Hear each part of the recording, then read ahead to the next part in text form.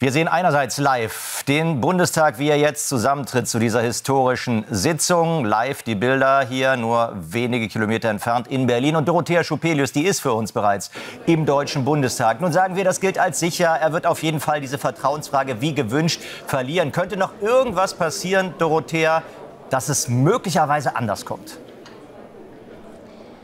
Nun, wenn wir eins gelernt haben in diesen 3 Jahren Ampelkoalition, dann, dass sehr viel immer passieren kann, auch sehr überraschend. Dementsprechend werde ich jetzt nicht meine Hand dafür ins Feuer legen, dass nichts mehr schief geht oder anders läuft, als man sich das jetzt vorher gedacht hat. Die Zeichen stehen aber ganz eindeutig auf. Vertrauensfrage wird gestellt, um sie zu verlieren. Das hat es 3-mal schon gegeben. 6-mal insgesamt ist die Vertrauensfrage im Deutschen Bundestag in der Geschichte der Bundesrepublik Deutschland gestellt worden. 3-mal davon mit dem Ziel, sie zu verlieren.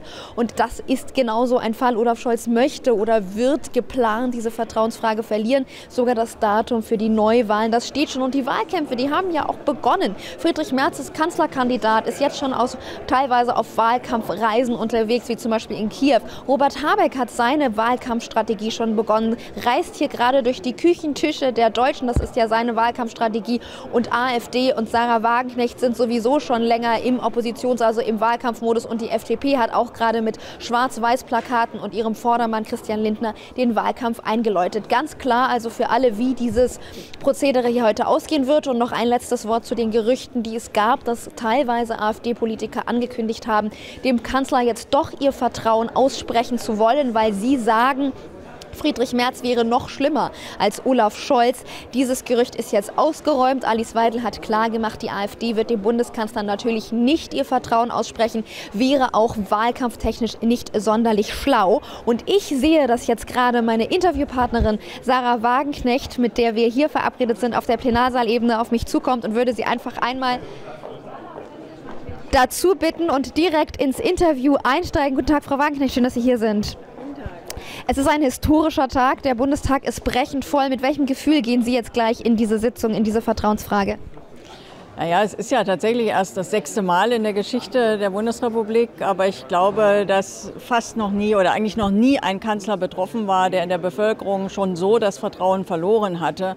Und deswegen ist das jetzt wirklich der Endpunkt einer Misere, wo, denke ich, die meisten Menschen froh sind, dass sie vorbeigeht.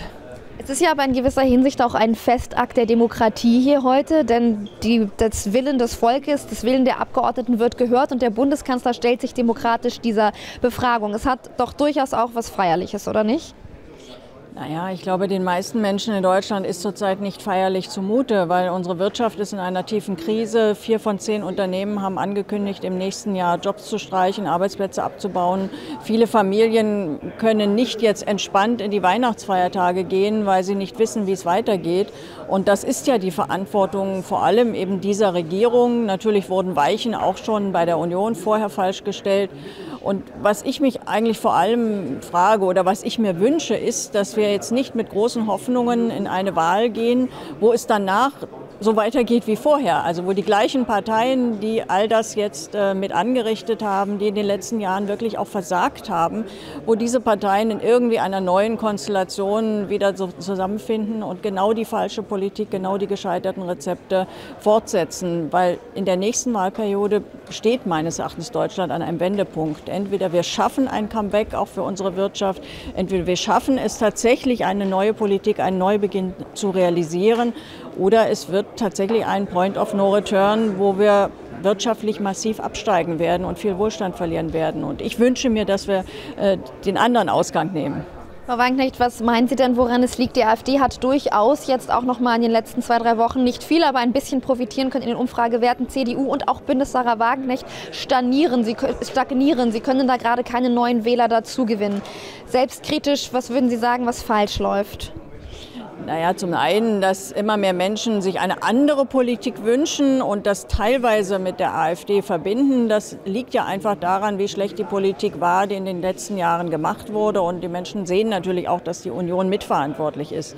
Wir sind eine neue Partei, uns gibt es noch nicht mal ein Jahr. Wir haben natürlich noch nicht die Präsenz, noch nicht die Breite, noch nicht die Strukturen, die die AfD hat. Und dadurch kann die AfD aktuell ein bisschen Boden gut machen. Ich denke, denke, im Wahlkampf wird es uns gelingen, deutlich zu zeigen, auch die AfD hat ja keine seriösen Konzepte. Die AfD wird von vielen Menschen aus berechtigten Erwägungen gewählt, weil sie glauben, die AfD würde die Energiepreise senken, weil sie glauben, die AfD stünde für Frieden beispielsweise. Aber die AfD hat ja im Wesentlichen in ihrem Konzept, die Rüstungsausgaben weiter zu steigern.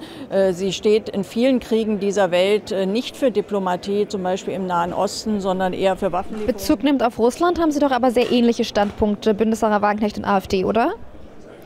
Also wir fordern, dass verhandelt wird. Das fordert ja auch Donald Trump, wobei ich es ein bisschen schwierig finde, jetzt Hoffnungen auf Donald Trump zu legen. Das tut ja die AfD auch. Sie sagt also, mit Donald Trump wird alles besser.